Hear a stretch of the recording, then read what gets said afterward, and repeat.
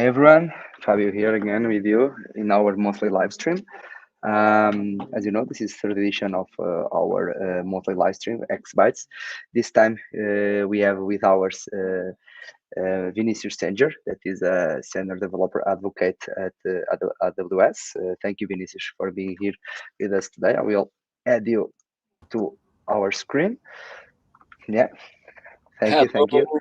Hello, hello, users, developers, and everyone. It's a big pleasure. Thanks for inviting me, and thanks, Otavio, for building the bridge. Super happy to be here. Thank you, Vinicius. The pleasure is all yours. And of course, thank you, Otavio, for doing this bridge between us, between me, XKicks, the promoter and sponsor of XBytes, and you, Vini. Thank you. Thank you a lot. So, as you know, here at our live streams, at our XBytes, we try to divide the stream and the talk in 3 bytes. And Vini did this for us, and thank you for that, Vini. In his presentation, Vinny will divide the presentation in 3 bytes, and he will answer a question for each byte. So thank you for that, Vinny, and thank you for being so supportive in this matter. And of course, in the end, we'll have a question that the speaker before you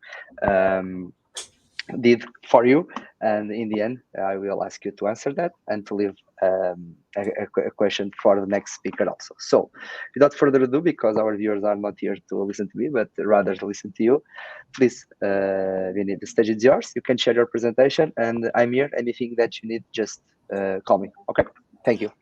All right. So, yeah, um, good. Okay, welcome, everyone. So, as I mentioned, it's a big pleasure. I came from a time that computers were super expensive. My family didn't have the money to buy a computer for me, so I start delivering pizzas to save some money and buy my own computer. And it was, I think that I'm super lucky because I saw many things burning in my journey, including how the internet was burning at that time. And so I like to cook. I love Portuguese food for sure.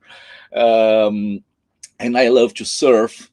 And I like to think about surfing and coding and cooking as the same thing. Like, I think that we are all surfers, but we surf with, as a developers, we surf with our laptop, and we have many technology waves coming, and then you can surf the technology wave to improve your career.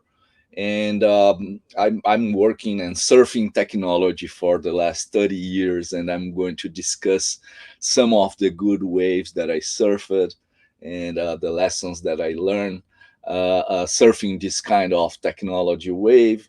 And the goal of the talk is not just share a little bit about my experience, and probably if I have time to show some live demo here. I always like to do live demos. Otavio knows very well. But the goal here is to create a you. As a developer advocate, my job is to help you to succeed in your job as a developer. So from here, from this talk, just count on me to help you to achieve your goals in your career. You can add me on LinkedIn. I am most of the time super fast to answer the LinkedIn chat and to have discussions about careers and any kind of advice that you want to discuss. So the goal is to connect with you in middle and long term, and not just having this short moment together. Okay, so feel free. On Twitter, I am Visenger. On Instagram, that is more personal stuff, more cooking, and more about my lifestyle. As you can see, I live here in California, but I don't like houses without wheels. So my wife and I, we live in a motor home in South San Francisco. It's super cool because during the weekends we can go anywhere, and then we can do tours, and then we can pay less rental as well because super expensive the rental here. So let's talk about my first job in 88. My first job was this one. I was this young boy. It was not pizza delivery, my first job. I was a bowling pin lifter. But then suddenly, like, I think that less than 6 months that I started this job, when I was 11 years old, I was replaced by machines, by robots. So I lose my job as a pin lifter, and then I start figuring out what I will do next, and which kind of professional of job would be safer and more that I could make more money.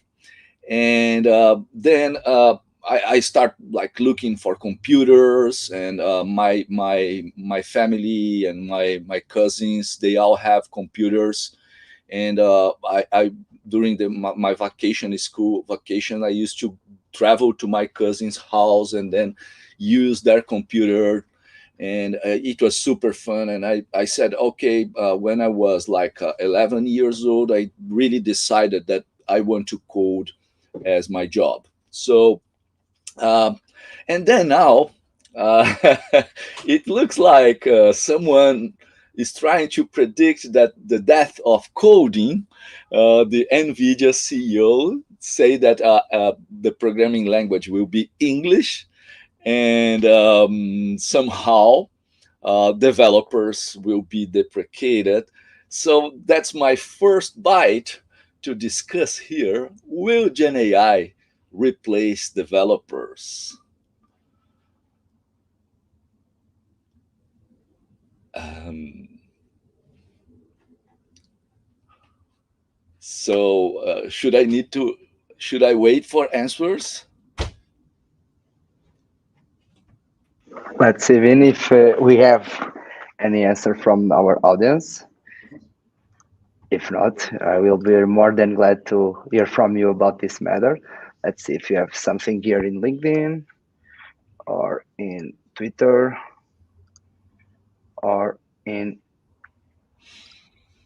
yeah, in YouTube. You have one answer, say nope. And let me check also here at Twitter. We have a lot of viewers, but no one is asking or giving an opinion about that. Come on, guys. We have almost 40 people in this live stream. I think then more than one person have an opinion on that. They are all tired about Gen AI. Exactly. Companies are being so pushy with Gen AI that I think Yeah. that sometimes people are really getting tired about so many Uh, Gen AI stuff. But I think there is a cycle that is repeating. We are trying to replace humans for machines for a long time. If you look yeah. at the history, this it was the first robot invented in Greece 300 years before Christ. And this is the first functional robot created by humans. And it was created to replace a waiters. And so it was created to serve wine, which is amazing for me. I love a robot, I love wine. And so at that time, as you can see here, we have the wine. The wine was super strong, and so they need to mix up with water. So serving wine is not just like putting the wine in the glass, it's just like having the dose of water and the wine.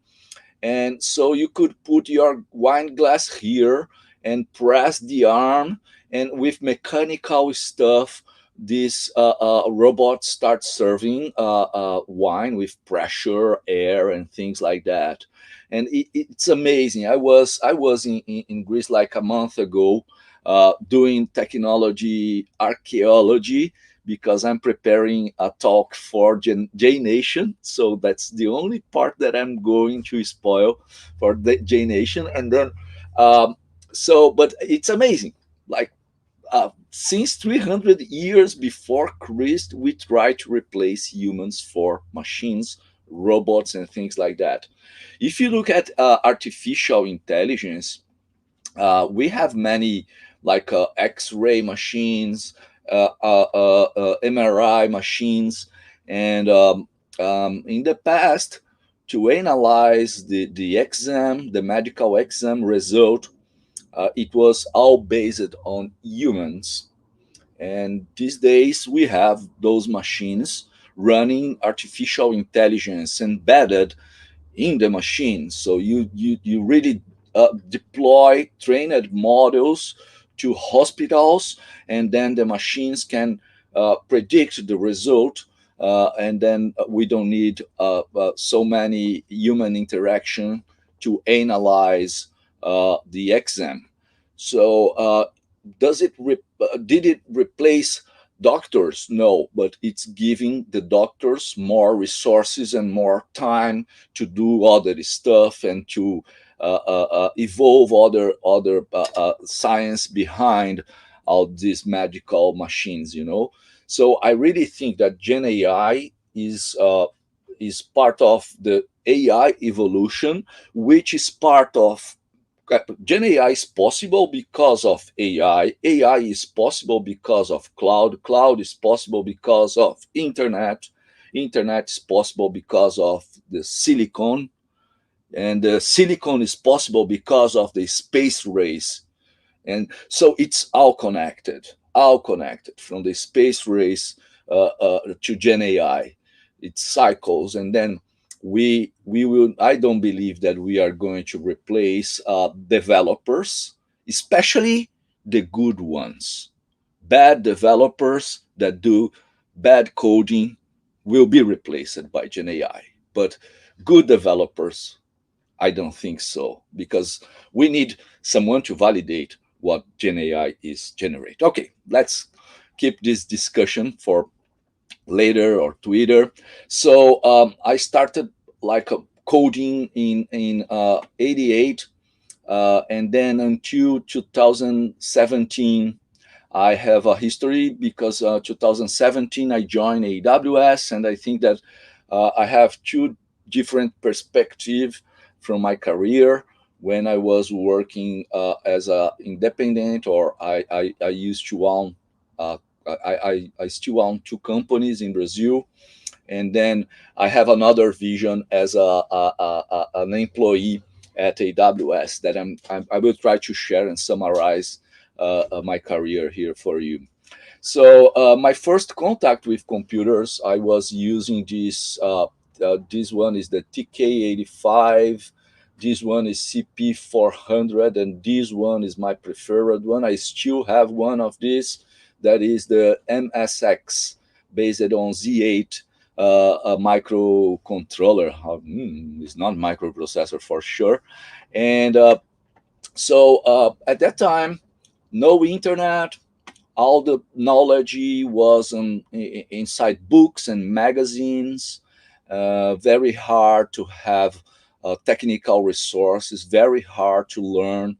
And we have one leadership principle at AWS. We have like 15 leadership principles, but the one that I like most is the learn and be curious. I think that if you are in computer technology job, you need you need to be passionate about learning and being curious. Look at Otavio. I know the Otavio journey very well, and he start doing Java. We were like volunteering together for So Java, helping to organize meetups and everything. And we were always starting with Java. But then Otavio was like, okay, I want to understand what the JVM does. And and then Otavio is now there, mastering the JVM some years later. So Otavio is a very nice example of learning and being curious, and I think that we all need to be like that. So in January 92, I start my first job as a junior Clipper developer. Clipper was a programming language for a disk operational system, DOS. And that was my first job, paid job as a developer. So I was super young at that time. And then, like I was 14 until 16 years old, working as a Clipper developer, and then from Clipper, I went to let me see. I start programming C for DOS, and then all the migration from text mode to graphical mode start happening with Windows and Macs and OS2 from IBM. And then we all started migrating to programming languages that could support a graphical user interface. And then I start doing Visual Basic. And then I start working with a lot of Unix programming. And I did like Perl. And then I end up doing Java. But during my journey, when I was young, unfortunately in 94, my mother just left. And then I was by myself when I was 15 to 16 years old. And I have a very bad decision, stop studying, because I was a developer at that time. And it was so exciting moment. And then I didn't need to prove to my mother that I can graduate or anything. And then I said, I want to put all my energy on computers. I wouldn't recommend to anyone doing this, but it just worked for me because I really pushed to self study at that time. I could concentrate myself somehow because I just got addicted to this game called Doom. And then the game was a really big thing because it was the first game that we start playing in competition or collaboration mode using dial-up connections. And so when I was playing the game, I said, man, the computers, they soon will be all connected. And I think that we have a very nice opportunity. For you to have an idea, at that time, when I was playing Doom, I was a Clipper developer, and we charge one price for doing mono users software and another price for multi-user softwares because we need to take care about concurrence and a lot of much more code to take care about when you have multiple users sharing a Clipper database in terms of locking transactions. We didn't have any kind of SQL at that time, but this kind of addiction playing this game just brought me a vision of the future. And then sometimes I think that we need to do different stuff or we need to have fun to get inspired, you know. So I really believe about that. Uh, and then uh, all the bulletin board systems and all the communication over the phone start growing and growing and growing, and computers connected with phones, and you paying very expensive bills, phone bills, because you spend hours connected. And it wasn't like something that you pay a fixed amount per month and then can use anything. So the resources is still limited. But then boom, the internet start growing all over the world. My first contact with the internet was when internet was being tested in Brazil. I don't remember the name of the company, but we have a company, and then I have an account and to try the internet or stuff, and that was amazing, like mind blowing. It was. I'm super lucky to see how internet just grow and just born actually. And so after like moving from programming language to programming language, and then after internet borning, I was working for a company that used to host servers, so like a colocation, the out they call as out when you have your host on premises and you just get all your servers and send to a company to take care about your servers. So I was working for this company taking care about others company servers. And so it was amazing as well because I have a lot of contact with different technologies. And then I choose Java. Like in '98, I saw Java. I was programming VB, Visual C, Perl, and then Java was the solution for replacing all those programming language because of the fact of write once, run anywhere. And then I said, man, this is the programming language that I want to dedicate my career from now. And I think that it's a great example of a huge wave that I surfed, Otávio surfed, Bruno Souza surfed, many people from Portugal and from the globe surfed Java and built their families based on Java. So my family is Java based, and that's super important because if you need to pay attention and surf the waves, that's the big waves, technology waves that is coming to the market. And with Java, I cross companies like Proceda, which was this colocation company that I mentioned. I was taking care about companies, other company servers, and then I joined Sun Microsystem as a instructor and a 3P consultant. So I, at that time, I paid the price of not being not being graduated in the school because they couldn't hire me as a official employee. And then the only crazy company that hired me without university was really AWS here.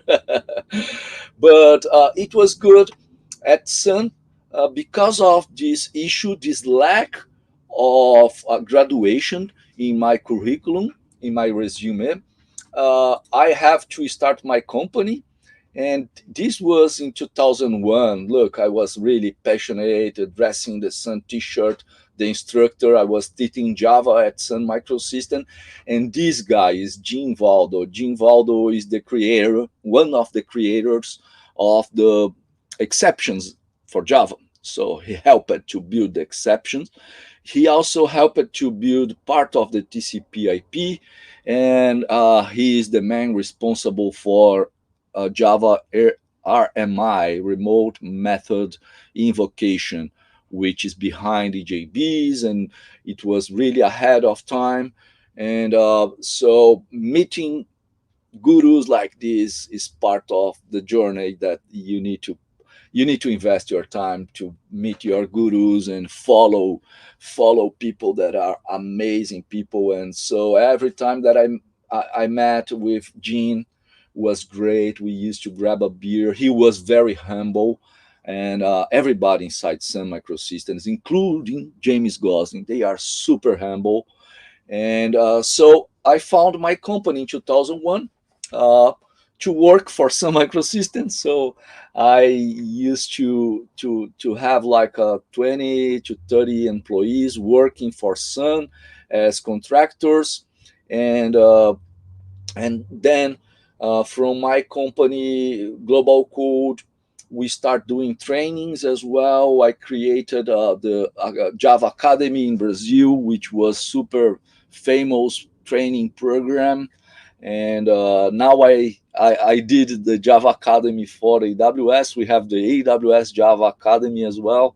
So the project somehow is still alive, helping developers to learn more. And from that was a moment that I have the opportunity to own my own to run my own business. And as I mentioned, I had no other option because other else there is no companies that could hire me because to have all official to be an official employee, it was really required to have a graduation degree. So, and then after that, I founded the developers conference in Brazil. So if you don't know, TDC is a huge conference now in Brazil. We have a very big team running TDC. I'm still on a part of TDC, but I'm not in charge of anything. Instead of participating in the advisory board, and I'm kind of investor. And then it's a great conference if you want to have a good excuse to visit Brazil. I think that TDC can be a good one for you to consider.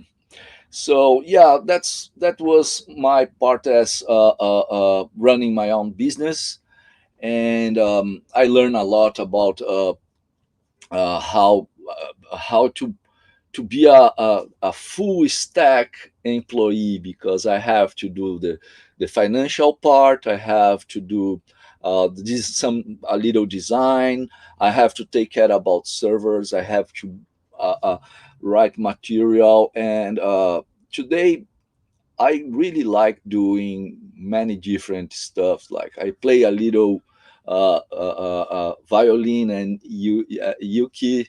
I like to surf, but I'm not professional surfer. I like to cook.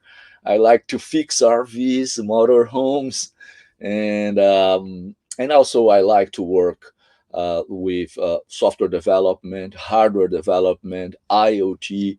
So I'm really like to use different knowledge. That are people that prefer to focus in just one thing, and this may vary according to your personality. And in my case, I really like doing a lot of different stuff at the same time. And AWS was a place that I joined in 2017, as I mentioned, as a developer advocate for Latin America. And it was a big change in my career, because I was moving from company owner to be an employee and to have a boss instead being a boss. And it's been a very amazing experience as well. Uh, which advice can I give you for joining a big tech company? Um, the interview process is unfair. That's the word that define all those interview process. I did 13 interviews to join AWS. It took me 6 months, but I really dedicated and I really respected a lot, because I know that like AWS, Facebook, Airbnb, Netflix, Google, Microsoft, they are all companies that not easy to join, not easy to join. So if you are considering, then you need to dedicate time. Don't burn chances like oh okay, I will try to do this interview and let's see what happened. It will not work.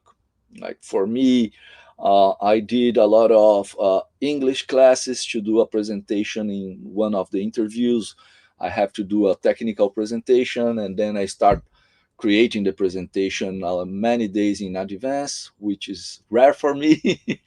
And then I start doing like English coaching and classes, and presenting these like more than 12 times before I did the presentation during my interview process. And then I succeed because I really invest a lot of my time. But I was a super privileged, because um, I had the time to invest. Like I was a company owner, and then I said, okay, the business is running itself with all the amazing team that we have behind. And now I'm going to stop a little bit taking care about my company, and I will dedicate my time to join AWS. And the reason why I was super excited to join AWS, that's part of my history, because what I forgot to mention is that in 2002, I interviewed at Java One James Gosling, the Java creator, and in 2007 I was part of So Java and collaborating since the beginning. I'm kind of almost co-founder of So Java, among with Bruno, Fabi Nardon, and Fabio Veloso, Otávio, and many other people. And I received an email from James Gosling saying that, okay, I have 3 months of medical leave. I'm doing a critical surgery and I have to keep away for 3 months. I don't want to stop coding. He never stopped coding. And then he say, oh, I want to start a new project, open source project, and I'm looking for volunteers. This was in 2007. And then he mentioned that the project was to create a Javadoc collaborative translator. So we could have people like from almost having the Javadoc as Wikipedia. So anyone could jump into the documentation and start translating to any other language. And it could solve the problem of having Javadoc in multiple languages. And then I answered the email 3 minutes later that I received, saying, James Gosling, I'm here to help you with anything. I can do coffee. I can write some code. I can review code. Anything that you want, I'm up to do anything that you need, and count on me.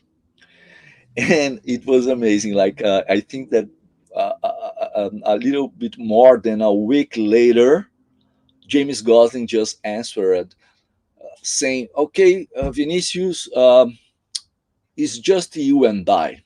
You are the only one that answered my email, and you are the only volunteer." And then I say, "What?"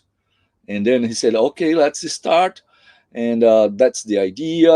And then he presented me some servlets with the prototype. And then I start, okay, the servlets with HTML inside the Java code, I can make it better. And then I worked with James Gosling for 3 months in a row, exchanging email with him every single day. Having he was more the response was faster than anyone from my family that I used to wrote an email. So it was amazing time. And then okay, the project. I don't think that the project succeed, but it was a great experience. And then 2017, I was considering applying for this position as a senior developer advocate for AWS, and I was in Jay on the Beach in Malaga with a big friend that told me like, okay, I have a secret information for you, and guess who is joining AWS? I have no idea. And then he said, James Gosling is joining AWS. And then I say, man, this is a signal that I need to push for this job. Now is all that I want in my life is join AWS because I will be close to James Gosling, and everything just happened. Just happened. So I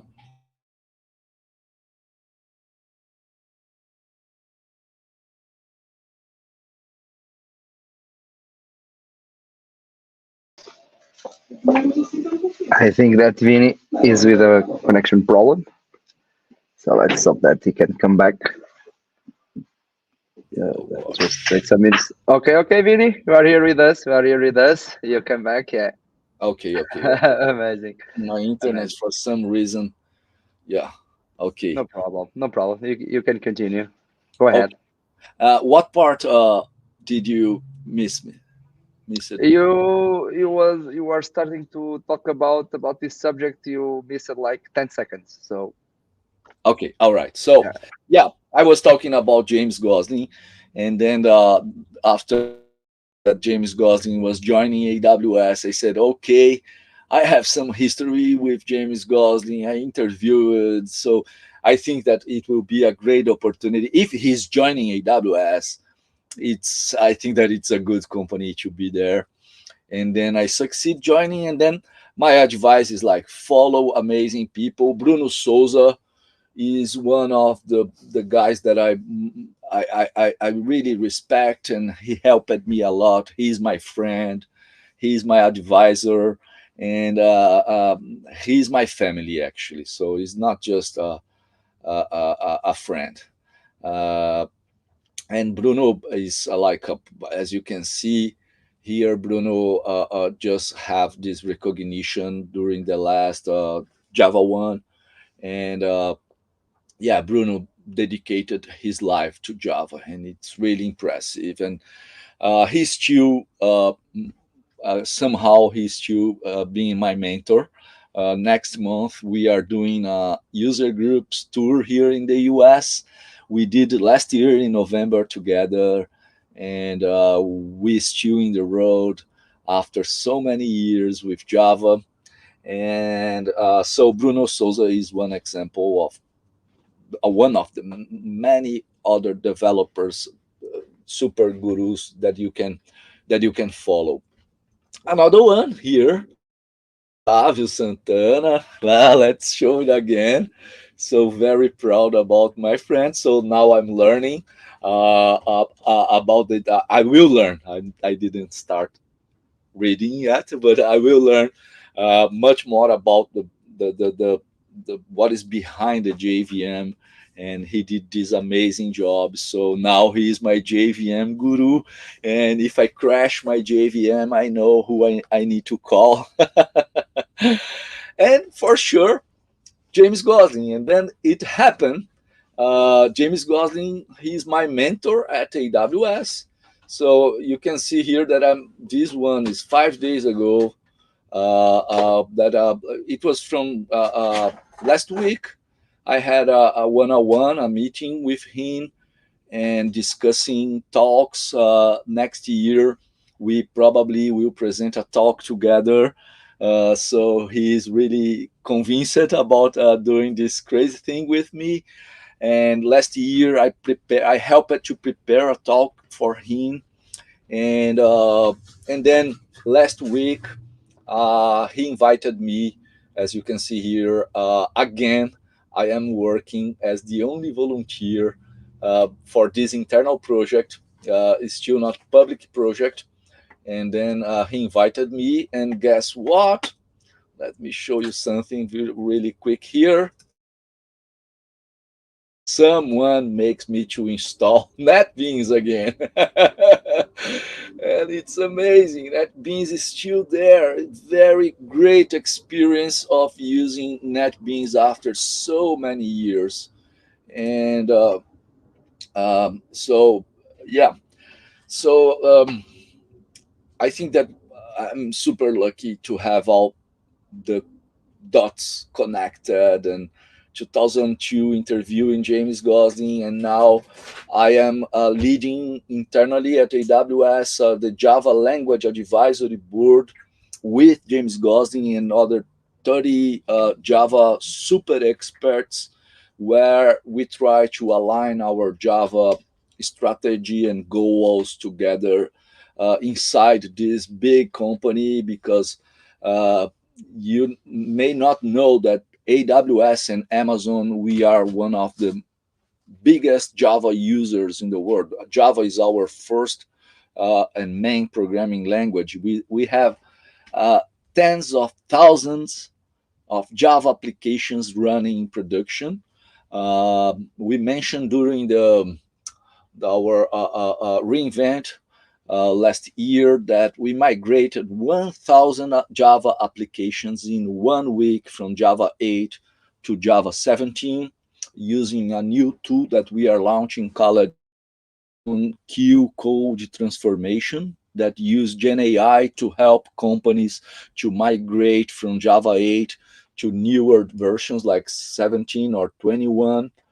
And so Yeah, there is a lot of things happening with Java inside Amazon and AWS.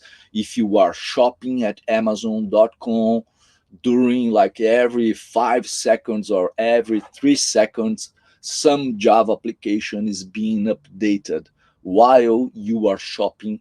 So it's impressive. Many of the AWS services are developed with Java. So there are people say that Java is dead. And then they deploy things to AWS, and their things are running with Java infrastructure. So basically, it's super hard to replace Java at AWS. It's not just Java. If you asked me, we are also doing some research with Rust, but by these days, some applications can take some small performance advantage from Rust, but it's too expensive to migrate for this kind of small performance benefit. But we are considering Rust as well, and then because of our super high usage of Java, we created our own JDK. That's one of the reasons why James Gosling joined AWS to help to create Amazon Corretto. And internally, the process worked more or less this way. We have the Amazon Ristretto, which is our experimental JDK version that we run in production for AWS and Amazon. And if we succeed with our huge workloads, we just transfer the code to the Amazon Corretto and make this available to our customers. So it's really good. It's amazing because what I like more is that I am promoting an open source project. I'm not selling anything. I sometimes I'm selling something, but most of the times we are talking about Corretto, and Corretto is an open source project. So you don't even need to put your email to download Corretto. We don't track. So uh, so bite number two: who inspired you? If you are not answering this question here, you can give some names of people that inspired you, but think about it. So don't try to achieve your goals by yourself. uh, the beauty of working with software development, not just Java. I'm talking about Java, but I have many colleagues doing .NET. I have many colleagues doing Python, doing Node.js, and it doesn't matter. But take the advantage of communities. We are super. We have a natural, a native collaboration spirit in technology, especially because of open source. So we collaborate in creating new stuff, and sometimes we compete using the stuff that we created in a collaborative environment. So take advantage of the collaborative environment behind software development and open source projects. And also, uh, this is super important. Software development can be boring sometimes. So it's up to you to work with cool stuff. For sure that sometimes, most of the times, to work with really cool stuff, it needs to be a side project. I'm pretty sure that for Otavio, for example, he is dedicating a lot of time to master the Java virtual machine, but sometimes it's not the goal of his daily job.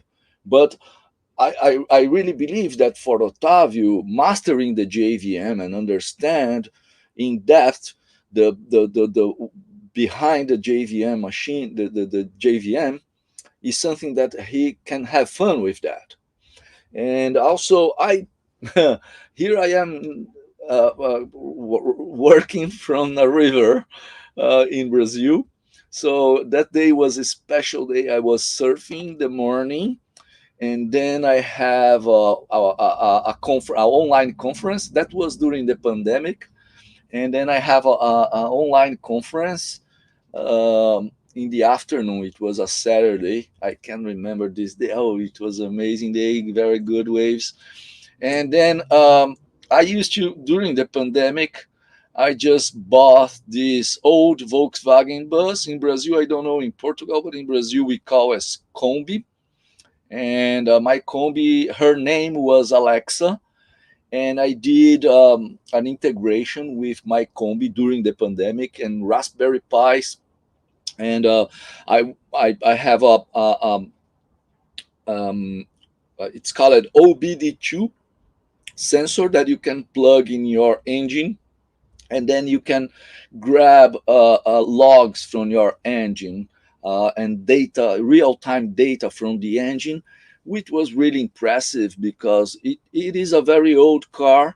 And then I could connect. I used an IoT service from AWS called IoT Greengrass, where you can deploy Lambda functions, containers, and trained machine learning models to the edge. In this case, the edge was my car. So from the cloud, you can deploy things locally, and then you can update like a fleet of cars, a fleet of airplanes, a fleet of anything. And I had so much fun with that, and the results were really good. I did a lot of lives inside my van. I used to drive my Kombi doing live stuff, and I learned a lot of things. So I really believe that working with cool stuff is a way to learn, to be curious, to dive deep, and to insist in the highest standards. So all the leadership principles that we have at AWS. So I have some time for demo. I don't like to do presentations just with slides. My last project that I did, and I'm running this workshop in different conferences, that is integrating Roblox with a serverless Quarkus application. So I'm really studying a lot of Quarkus. And then what I did here, I created a game called the Java Castle. I will do a quick demo here. The Java Castle, basically, the Roblox is the front end, and then in the back end, I have the Quarkus Java application taking care about quiz. So to succeed in the game, you need to answer questions like here. Uh, what is the dot class signature in the initial bytes? Let's see if someone knows the answer. Let me give some time. Java 1, Java, Oak, or Café Babi. Otávio, you are not allowed to answer this one. Okay, but let's see if someone answer this question. And then if I answer the right one, this gate, Castle Gate, will open. And then, okay, it's Café Babi is the signature. And then I click number 4, and probably it will start opening here. Yeah, it started opening, and then I can go to the next and find the next question to do another. Okay, which now this is advertisement. Which AWS services helps you to write Java code with GenAI? Amazon Code Whisper. And then I click number 2. So as you can see, we have the T-shirt powered by AWS. It's a very nice integration. Now I'm going to close this gate here. It's just lock it and take more time, but it's closing this guy here.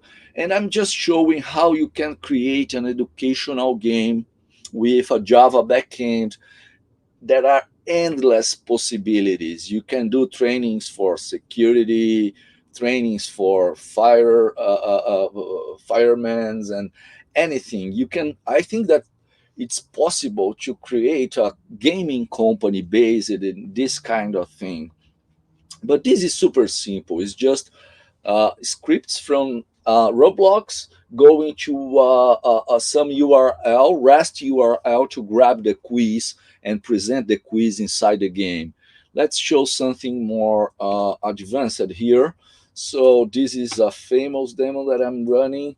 So now I'm going to use a Python script using artificial intelligence, not Gen AI, but then I can run this script, and what it will do, it will use Amazon Recognition. That is a service that you upload an image and then you receive a JSON with the objects detected in the image.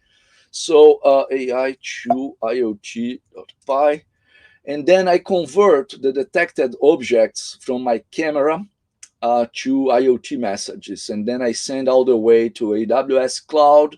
And Roblox game is pulling a database with the latest IoT messages with the recognized objects, and then I am pulling this database to know which kind of object we have there. So let's start this script. You will see that we have here a window, and then sandal humano. I don't know what is the. So what I'm going to do now, let's keep this window here. We don't need this window. You already saw the things. What is my hat? So I'm going to dress a hat, and then yeah, it will start dressing a hat. I'm going to take it out my hat, and then boom. So uh, you can use this for multiple things, like bringing the reality to the game and vice versa, things from the game to the reality. You can react with IoT messages, and I love to do this kind of crazy stuff. And how it was useful for my daily job, I'm just getting approved with this workshop where I'm teaching how to create a Roblox game with a Java backend API. And as I mentioned, we have here this Java Academy, and all the content is available. So you can replicate all these demos following this tutorial. And so I am getting approved because if I submit talks for conferences that is pushing too hard for AWS products, it's not what the developers they really want. It can be part of the things that they want, especially if it is an AWS conference. But if it's a Java conference, I like to show, like, okay, I'm doing, my goal is to create a Roblox game, but I'm going to use Java for this, and I'm going to deploy my Java application at AWS because I work there, and then I'm deploying as a Fedjar Lambda, and then I start using the cloud resources. But in the end of the day, you could replace AWS for any other cloud provider. So that's my way to do the things. So, as I mentioned many times, you need to surf big technology waves. I think that Gen AI is a very big wave that is happening now, as we discussed it in the beginning. It's a little over pushed, but companies are getting rich with this. And but looking at the history, like I was a bowling lifter, and then we had the robots. We moved from black and white computers to color computers, monitors. We moved from text mode to graphical mode, isolated computers to internet, servers to cloud, silicon transistors to quantum computing, AI to generative AI. So the things are constantly changing, and we have super often new waves that you can take advantage to improve your career and achieve your goals by being to be in the ocean surfing the wave. So if you don't want to surf Gen AI, like, there are many other waves that will be coming soon for sure. Just wait for the new wave, be prepared, and be the first one to surf.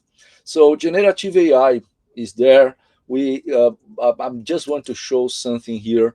I am in my VS Code, and we have this Amazon Q that we announced. But my preferred functionality is Amazon Q code transformation. As you can see here, you can double click here, choose a project, a Java 8 project to transform, and then like with more 5 clicks, if it's a Maven project under a gigabyte, which is fair enough, a gigabyte that you upload to AWS, and then you upload your project, and then behind the scenes it will be using Amazon Bedrock with different LLMs to migrate your project, together with open rewrite is behind the scenes of the Amazon code transformation. So I really think that if you are running Java 8, it's now time to move to new Java versions. So uh, think about which technology waves did you surf it, and what was the outcome. So sometimes I love to prepare this talk because I did a big retrospective of my career, and thinking about all this connection with James Gosling that started in 2002, 2017. I know that he was joining AWS, and these days I'm working super close to him, and then it's a tremendous privilege for me. So that's it. We have, I think, that 1 minute left, but I have more time. I'm here for you. As I mentioned, if you want to add me on LinkedIn, we can keep this connection, and having a connection with this audience is the goal. In long term, is the goal of my talk. Count on me to improve your career and to grow in your career. Thank you a lot, Vinny. I'm glad to say, and I'm very happy to say that you set a record in this live stream. Uh, we have right now almost 170 people watching us, so this is a Whoa! new record. Yeah, exactly. Woo! So with Let's surf, builders, developers. if you want, you can be here every month with us. Yeah, it will be a pleasure. If the audience they want to run a practical workshop for serverless, Quarkus, Roblox, I'm super. That's my job. I can provide a temporary AWS accounts for 3 days, so you can use anything inside AWS without using your own credit card. So we can do that. Count on me. Amazing, amazing. I already share your LinkedIn with the audience. So if they want to connect with you, and I think that they want, because this is amazing numbers for our live stream. So thank you again for that. And as Vinny said, so feel free to connect with him and to speak with him. And yeah, I don't know if you have any doubts. You have a lot of people here, but I think that there are shy ones. But until we end, you can answer all questions that you want to Vinny. No strings attached and no time attached.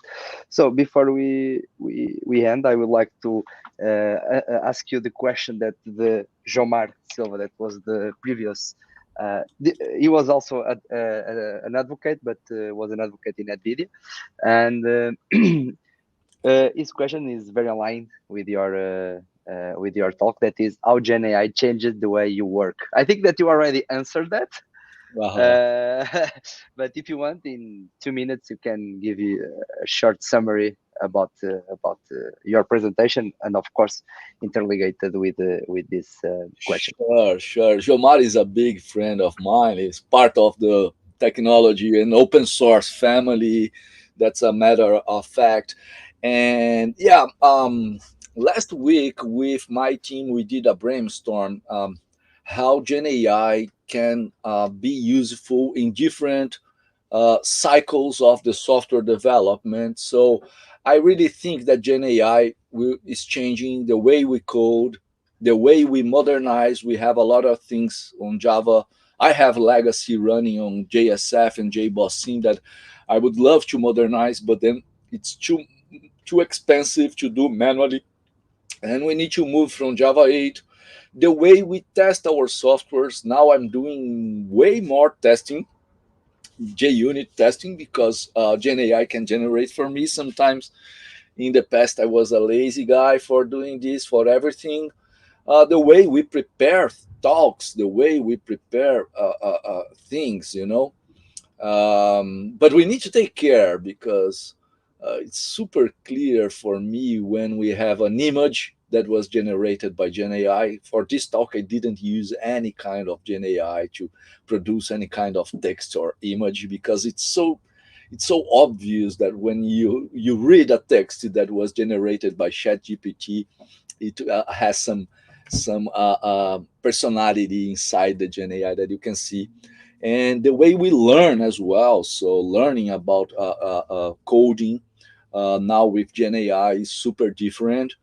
And the way we serve, because of not GenAI but because of AI, we start using this kind of hydrofoil that you can walk in the water, like you fly in the water instead of having the board with contact, water contact all the time. And it was just possible because of AI. So AI is changing a lot of the things, and Gen AI is a consequence for me. But I put here, I don't want to read everything, but since I'm going to share my slides with you, then you can look with more time for this. But then we did this abstraction for which tasks are involved in the software development life cycle, and how Gen AI can be useful. So if we think about planning and designing, planning, collecting functional, non-functional, getting insights to take decisions, define architecture and framework. If you ask Amazon Q, I have 1 million transactions per second, which framework should I use, Quarkus or Spring? You will have a direction, a very good direction. Choose the computer architecture that you are running, serverless containers or virtual servers. For coding, for sure that we can take advantage for coding, debugging, documenting, getting help in learning about someone else's code, committing and review, testing and optimizing code, deployment and maintenance, how to size your infrastructure, how to create load tests, secure, how to create infrastructure as code, saving costs, increasing sustainability with a huge topic these days, and getting the user feedback. So those are all tasks that are super candidates to take advantage from Gen AI. So try to grab this abstraction and think with your teammates how you can plug Gen AI, RAG, and agents to help you to increase your software quality and productivity by aggregating Gen AI in the software development lifecycle. So that's my contact, my email, and that's my phone number here in the US. Feel free to text me. If you are visiting California, I am in San Francisco, and I am really studying a lot of the computer history. It will be a super pleasure if you are here with time. I can drive you to the Computer History Museum, the Silicon Valley, and I can guide you, and then we can do a Brazilian barbecue and hang together. Okay, that's the way we do. Thank you, Vinny. Thank you. And the numbers don't stop growing. I think that the people really want to stick with us. We have 200 people watching us, so this is Whoa! a record of a record. So thank you Woohoo! for that. Thank you for that, everyone. Thank you for everyone that is watching us, and thank you, Vinny. So to finalize, I would like to ask you to give me a question for the next speaker. That will be Felipe Pires in April. So please send me. You can say it, but also I will ask to also write it in our chat. A question for our next speaker. What you thought about? And what he will be talking about? Let me check. Let me check his talk because I don't have it in my mind right now. But is talking about. Sorry, let me just go to the agenda. So the name of the talk is Cloud Attack Based on Misconfiguration, a graph-based and analytical approach. Hmm. Yeah, What you like to know?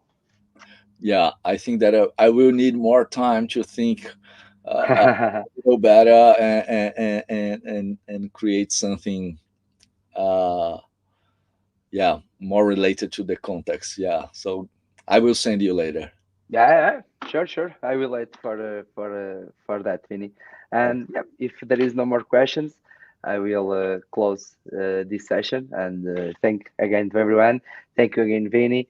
Thank you again, Otavio, for being with us also today, participating in the chat and for doing this bridge, as you well said, Vinny, with me and with X6 and with you. Thank you, and see you next edition. Yeah, I will be in J Nation in June. So Oh yeah, in Portugal, right? Yeah, in Coimbra. Portugal, Coimbra. If you Yeah, are planning to go there, let's grab some coffee or some wine, and yeah, and maybe I go off, and if so, I will contact you. I went there last year, and I loved it. So maybe I will repeat again. So yeah, I cool. will I will I'll contact you. Thank you, Thank Vinny. Thank you. everybody for being here. It's a huge pleasure, and count on me to grow your career as a developer. And let's keep in touch. Bye bye. Thank you. Bye bye. Bye bye, Vinny.